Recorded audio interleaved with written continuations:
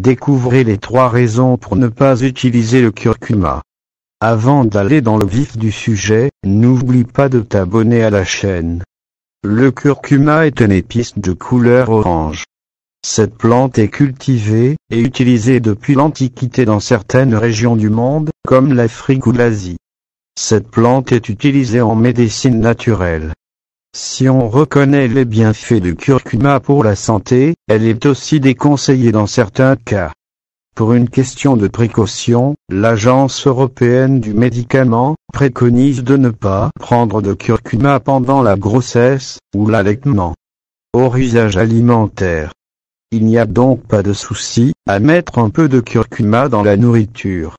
Mais pas de cure, parce que le curcuma est utilisé pour traiter l'absence de menstruation, et pour aider l'élimination du sang stagnant. De plus, en grande quantité, il pourrait stimuler les contractions de l'utérus.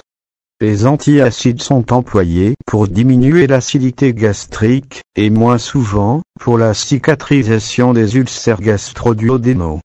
Le curcuma pourrait inhiber l'action des antiacides et entraîner certains effets secondaires, tels que des ballonnements, gaz, douleurs thoraciques, nausées et crampes d'estomac. L'association pourrait même avoir les effets inverses des antiacides, c'est-à-dire augmenter la sécrétion acide.